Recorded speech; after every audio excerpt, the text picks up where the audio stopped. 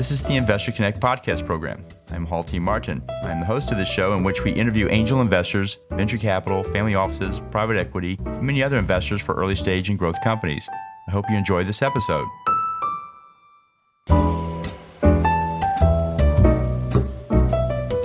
Hello, this is Hall Martin with Investor Connect. Today I'm here with Spencer Graff of NFuzed. Spencer, thank you for joining us.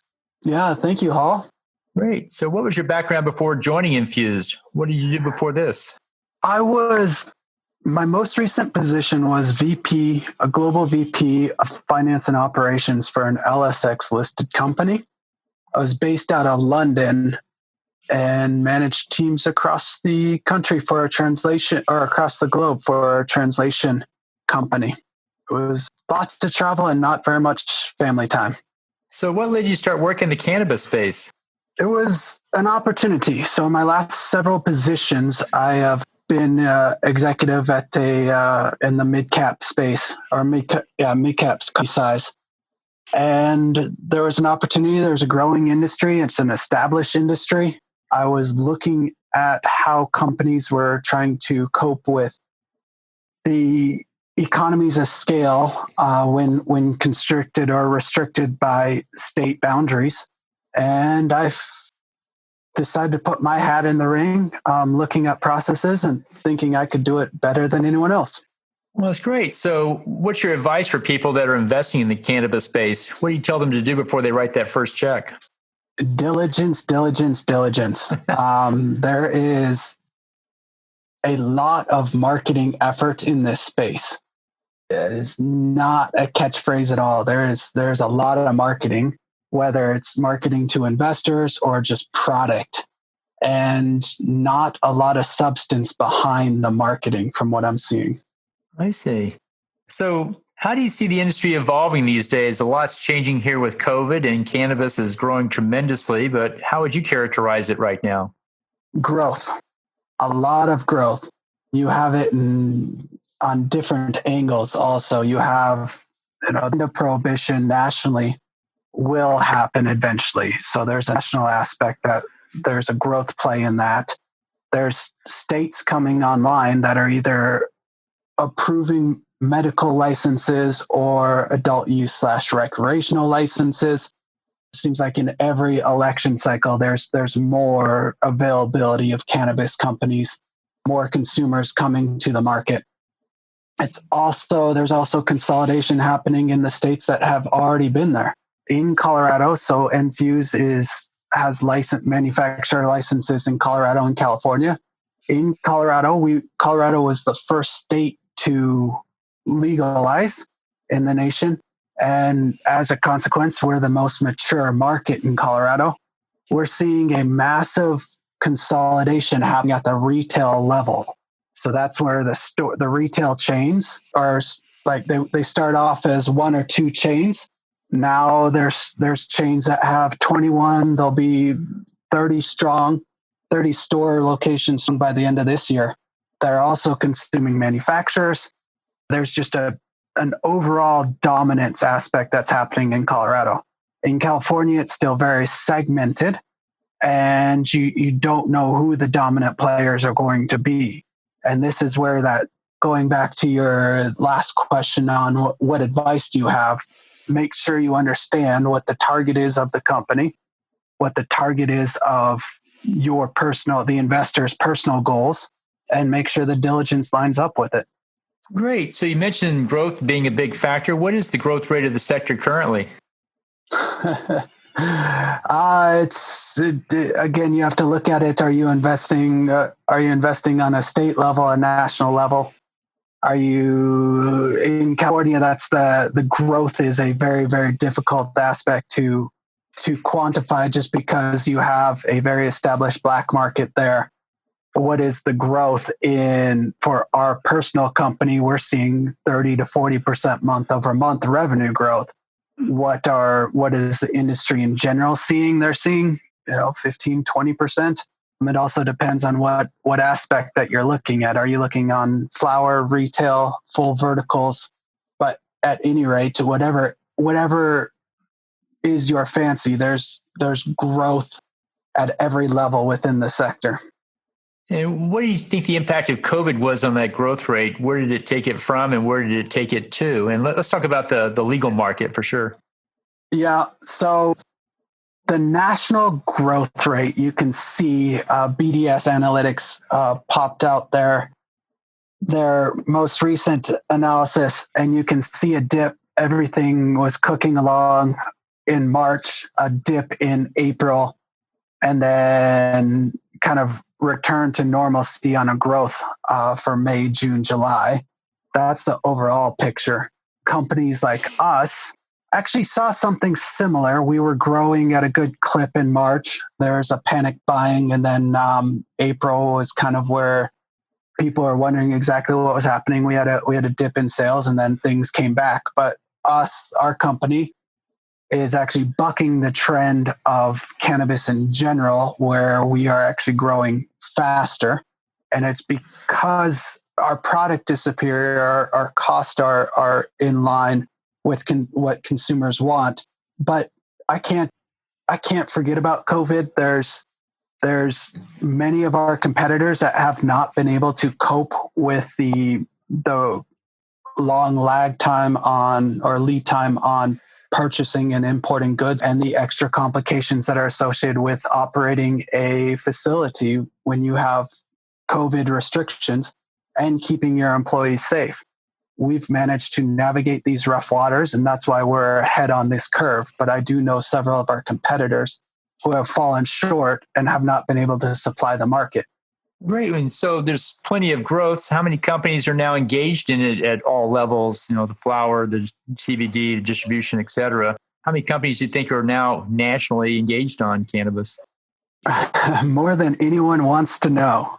That is a very, very large number, and a hard one to quantify. You can look up the licenses that are available on a state by state and put it together, but then actually figuring out who owns those licenses. And there's some very large players that have a lot of money behind them out of Florida and the East Coast, whereas on the West Coast, you have more of the homegrown aspect. Hundreds and hundreds of companies, from growers to sellers to just the addition of the SPACs that are coming online. So what are the challenges in running a cannabis business? You're running one. What do you say your top 3 challenges are? Because I'm sure there's plenty more than that, but what would you put there at the top? Banking. Banking is truly one of the most difficult aspects of this industry. Banking and IRS's 280E are a result of dealing with or selling a cannabis, which is a Schedule 1 drug according to the DEA. So anything that comes up on a federal aspect is a very, very difficult thing. There's starting to be credit unions and banks that allow cannabis banking. So that is easing some of the stress in more mature markets such as Colorado. A lot of companies are jumping on the banking aspect where we actually have a banking environment in Colorado. In California, it's still very, very heavy on cash. And cash, everyone knows that cash is a very expensive way to carry revenue. Tell us a bit more about the 280E. What is it and why did they put that on the books? I've never heard of a rule like that before, but maybe you can tell more about it.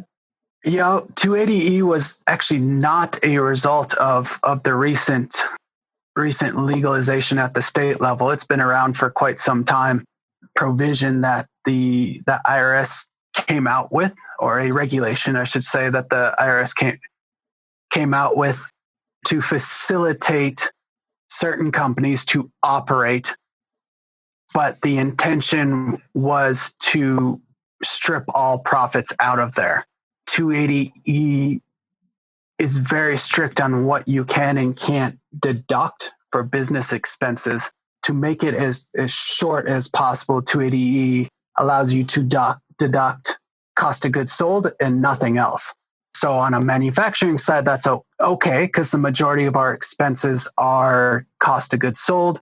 However, any of our sales commission, any delivery, any marketing is not tax deductible. On the retail side, if you have investors that are looking on the retail side, this is a major, major component because they aren't manufacturing anything. So they're getting hit with 20 to 30% taxes that their counterpart outside of cannabis is not paying. So I understand they're going to be doing away with 280E in a future regulatory move. And when that happens, people's profit is going to jump up because they're now allowed to recognize that. How do you see that playing out? Yeah, that's a loaded question. Ask me again in November. It gets tied in with the MORE Act that we hear, or descheduling. There's a couple different ways that Congress can play this, but it all comes down to the scheduling of cannabis. If it's a Schedule 1 or even a Schedule 2, 280E will be alive with the industry. If we get descheduled or even down to a Schedule 3, then 280E is no longer applicable, which is also the same situation with banking. If we get scheduled, if cannabis is all of a sudden Schedule 3 or descheduled, then banking goes out the window and we can start to operate like normal business. How that impacts us, it impacts everybody in the industry as far as cash flow and how you manage your expenses. Right now, because 280 is such a large impact on us, my goal is to ensure that whatever expense we have, it is devoted to a cost of goods sold. So there's numerous decisions I make where I decide not to do a marketing expense because I have to have a higher return on that than I would on the cost of goods side. Great. So tell us about NFuzed. How do you fit into the overall landscape? Where exactly do you fit in the positioning of it all? So NFuzed started with the concept of why does it cost so much to get high? When the industry first started, there was a big push to be the best and the most, to have the most amount of bling, spend a lot on your packaging, make it all look very, very fancy. And all this stuff came with a very large cost. I was new. Everybody was excited to buy products legally. So consumers were willing to make that purchase. Prior to us starting in the industry, in Colorado, people were paying between $25 and $35 for 100 milligrams of THC gummy edible candy. After we came in and really shook the market, people are now paying between $15 and $20, and ours are retailing for $8 to $12. We engineered a process that maximizes economies of scale, allows us, guarantees our 60% margins, and allows us to undercut all our competitors while offering a consistent quality product to the end consumer. Great. Sound like you've got a great product there with a really good price and a very fast growing industry. It must be going pretty well for you guys. Yeah, we are having amazing amounts of growth right now. We had our highest month in June at $355,000 in revenue. And this month we are going to be coming in between 470 and 480,000 in revenue for the month. So that is a double-edged sword. That growth rate is amazing. However, that does put a crunch on working capital when you're using yesterday's dollars to buy tomorrow's revenue for raw material. So it's a good problem. It's a very good problem to have. Yeah, it's a good problem to have, as you say. So let's talk a little about the overall impact of COVID that you saw in the last few months on the cannabis space. Some sectors were, positively changed, and some were hit negatively. Can you describe an example of a positive change and then one of a negative one? Positive change for NFuzed would be what I touched on before, in that because myself and my partner Mark had the foresight of when this was all coming into view to do preparations for COVID before it was required and spend our cash on importing ahead of time, we were able to weather this initial storm, whereas several of our competitors were not. And when they were falling short on not being able to supply inventory, we were right there able to pick up and win customers. So COVID has benefited us on that aspect. And so, what new applications do you think are coming up in the cannabis space in, say, the next 6 to 12 months? What's new on the horizon there for you and for cannabis in general? Is no shortage in the new ways to consume cannabis. The days of Willie Nelson smoking a joint are fleeting. With every day, there's a new aspect that comes along, and we are actually working on one, bringing it to market that is going to be pretty revolutionary. We have a water-soluble elixir that's coming out where we've taken THC out of its natural state of an oil and we've bonded it with a sugar alcohol. And what this allows is for a water-soluble product. Now, where ours is, there are several competitors that have come out with something similar. It's not theirs. Their process suffers from Ostwald writing, the process of where molecules fall out of the solution and bond to a larger molecule. You can read about that with Aurora Cannabis. You can read about that with Tilray. They've had some R&D issues. Our product is no taste, no odor, 0 calorie product that you can mix with anything that is water based. And because it is a sugar alcohol we're bonding with, it's you get more absorption into the body. It's faster, and our platform of it coming out a measured pipette, you can actually microdose down to the milligram on this one. It's so far we've just exited the focus group, our several rounds of focus group, and now we're preparing to bring it to market. And so far, it's we've hit no roadblocks. Once we had the formula, the consumers that have tried it have been over the moon and very excited to get this to market. Great. Well, through the COVID, how do you find investors changing what they invest in? What new careabouts came up from COVID in this space that investors are looking to apply to cannabis businesses? I'm not too sure it's wholly related to just cannabis. I think the investor in general went to a safe aspect. There was definitely a drying up of funds, but there was, in the cannabis sector, there was a drying up of funds last fall when VapeGate hit. Before that, we had all the Canadian public pot companies tanking because their valuations weren't good. Then you roll into a pandemic this year and now a recession, and you have investors that are very, very shy. So that aspect is not going away anytime soon. But you couple that with the fact that this is cannabis and attracting new investors. It sounds like a sexy thing to invest in cannabis, but when it comes down to it, there's a lot of people that want to invest through a mutual fund and keep hands off, but still dabble a little bit. I'm seeing that more and more where we are attracting investors. However, they want it to go through somebody because it still got the negative, cannabis still has a negative connotation going through their head. So in COVID, many businesses were shut down. How does a cannabis company COVID-proof their business so it doesn't get shut down? Excellent question. Thank you for that one. I can speak to ours, and the way that we set up our process, we were not at risk for having to change our production facility. We invested heavy upfront capital to lower our labor costs. We have we have two 5,000 square foot facilities, and there's only 8 people running around in there. So the distance was not difficult for us. We required masks, but that's not here there. Face protection was already there. Spacing was already there naturally. So for us personally, it was not that big of an adjustment on the production line.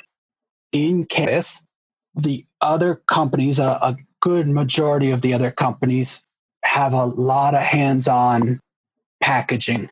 In these production lines, they've had to make massive changes to how they work, and really at the detriment of their throughput by spacing out workers it's something that they've had to re-engineer, which has been a massive benefit for us with our budget-focused pricing as is. Great. Well, in the last few minutes that we have here, what else should we cover that we haven't? I think the most important thing is just people get out and investing. This is a very, very fun industry. When people find a nice company that they really like and they take an active participation in it, they will have a lot of fun. The risks are there. It is not a risk-free investment. However, with proper due diligence, investors can mitigate it. And NFuzed is sitting right there with as a beautiful company with our growth rate. Our month-over-month growth rate is very impressive. We're EBITDA positive, where we don't have a runway because we are EBITDA positive. And that's what investors should be looking for. Well, that's great. So how best for listeners to get back in touch with you? Find me on LinkedIn or contact me, Spencer@nfuzed.com. Great. We'll put those in the show notes. I want to thank you for joining us today and hope to have you back for a follow-up soon. Yes, thank you all. Investor Connect helps investors interested in startup funding. In this podcast series, experienced investors share their experience and advice. You can learn more at investorconnect.org.